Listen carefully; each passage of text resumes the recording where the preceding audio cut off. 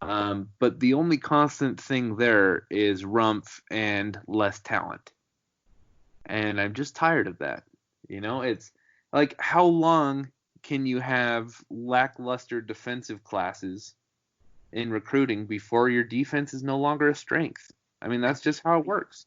I mean, I guess we're honestly like gonna find out here pretty soon because that's kind of been like our defensive recruiting the past like few years. I mean, yeah, we got like Avante Williams and Jalen Harrell and everything, but like who like I guess Trajan Bandy was a 4-star, but like other than that, like yeah, I mean we've been able to live and tell the tale, but I'm honestly just waiting for that one season that it all falls apart and our defense like morphs into 2013 Hurricane defense. And I'm really worried that that's this year though, because I mean we have question marks at every position besides defensive end. Our tackles are a question mark. I mean, Zach McLeod was the third best linebacker on last year's team, so what makes us think that him being the best linebacker on this year's team is like a good thing? And no disrespect to Zach McLeod, but that's just the facts, Yeah. He was the third best linebacker last year, and now he's the best, and we're acting like it's an upgrade. I get that he has a different skill. It's not an upgrade. It's just another guy. And I do think McLeod is going to have a really, really solid season. And in regards to like cornerbacks and everything, we just got to freaking hope that our defensive ends get to the quarterback and rush a throw. I say it all the time. That's what our 2017 defense did. Like, I mean, our cornerbacks they were solid, but like, and I love Michael Jackson. He's one of my favorite Canes in the past like 5-10 years. But it's not like we had like freaking who's a really good cornerback.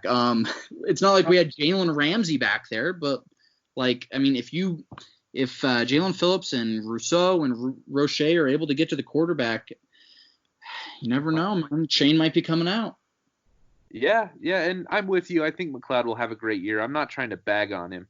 But I'm just saying is we're seeing that type of stuff all over the defense. It's that we're, our returning starters from last year were guys that were meh. It's like guys that last year to sum up their season was like, oh yeah, it was like they were solid at times, and it's like that's our returning defensive starters. Besides Rousseau. He's the only one that was like a standout guy that's coming back. Everyone else was just like, oh yeah, they had a good game here and there.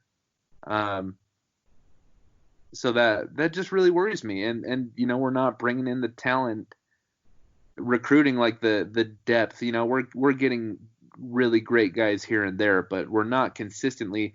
We're not having like the kind of class that we did on offense where we're bringing in 3 wide receivers that can contribute early, and we're bringing in the 2 best running backs in Florida, and we're bringing in an incredibly athletic tight end and a 6'4" quarterback that looks like he's 31. And you know what I'm saying? Like, yeah, we're not having those kinds of classes on defense, and we haven't in like 3 years. So at what point are the wheels going to come off and we're going to be like, oh yeah, I guess you still need to recruit defense? I don't know, man. I mean, because I agree with you, but like, we haven't like hit that wall yet. I don't know how. Like, I mean, last year we definitely had the most hiccups on defense that we've had since Manny came to Miami. But yeah, I mean, at the end of the day, we were still a top 20 defense, and we score 30 points a game, and we don't need these All-Americans at cornerback. We'll win 10 games. Like, but I mean, you do bring up a really, really good point about. We have these guys that a lot of people just say like, oh yeah, they have so much potential, and nobody says this more than me. Like, but I mean, a lot of our analysis and opinions on these players are based off of like one game or like a few drives. Like, I'm a big fan of Jordan Miller, but I mean, he wasn't. What did he show you last year that he's going to be like a dominant defensive tackle? Same with Nesta, man. He was really good against Florida State, and he was solid in the few games before that. But like, FIU shut him down. Yeah. Well, so I mean, I think you have to look at it both ways, and I think that's a really good point by you. And don't get me wrong, I love Bubba Bolden. Sky's the limit. I agree. But dude, he's in that category too.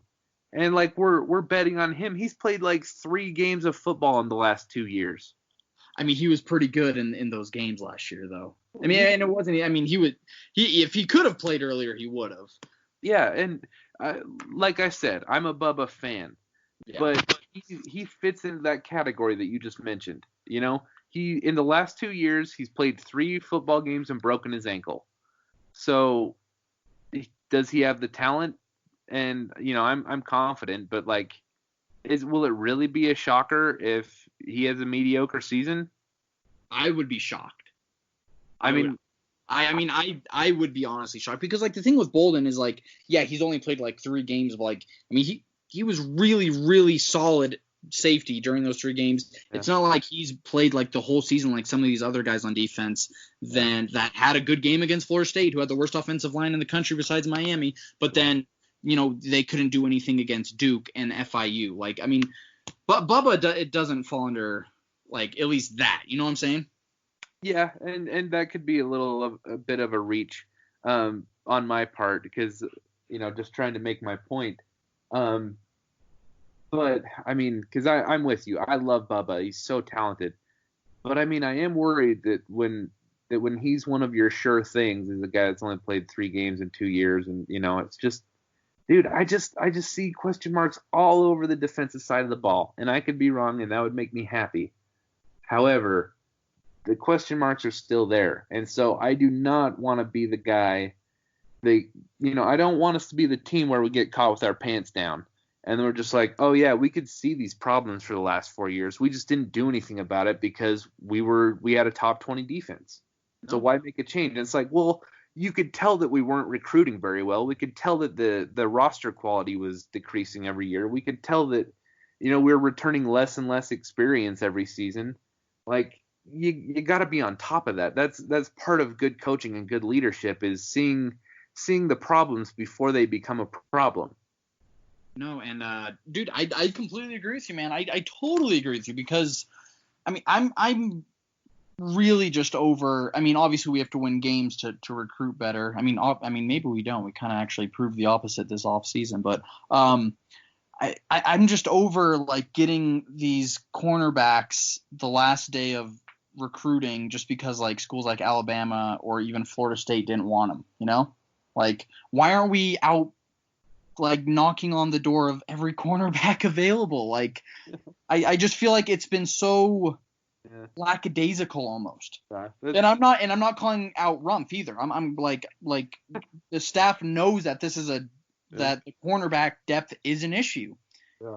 That's Rumph knocking doors door to door in Alberta, Canada, the last week of January, asking if they have kids that play cornerback. Have you guys ever heard of football? Yeah. You guys want to come to Miami? Do you know of any defensive backs that play high school football? Where's the nearest nickel cornerback? Yeah, right. Oh my God. He's 6 feet tall though, or I don't want him. Bro, there was and again, I'm a Rumph fan. To all the listeners out there, you guys already know I'm a Rumph fan. I think it was right before National Signing Day, like just a few months ago, and we offered this cornerback, wasn't ranked at all, like, and he was like from like Mississippi. No disrespect to Mississippi, because that's my future home, but like, and it just caught, and everyone saw it on the timeline, and it was. I remember that. It was almost like a Saturday Night Live skit. Yeah. Yeah. You can't do that. Like come on, like we gotta get some better cornerbacks, especially in this class, because I don't know, man. I think Blades is really good, and I think he's gonna have a really good season. Ivy's still up in the air. You know, Corey Couch is supposed to be really good. But, you know, after that, I mean, Christian Williams, you know, but we're not gonna be able to like keep sustaining this defensive success when there's 2 I mean, the Gator game last year when DJ Ivey got suspended, I think we walked onto that game with 3 cornerbacks. Yeah. 3. Yeah, dude. I mean, how many do we have on the roster now? We have like 5 or 6. Well, Keontae Smith moved to striker, so I don't know. Yeah. Who knows what's gonna happen? I'm frustrated with our defense though. Like, we better put up the same numbers or I'm gonna be pissed. Okay, well, yeah, you're frustrated with the recruiting of the defense, right? Yeah. Okay, yeah.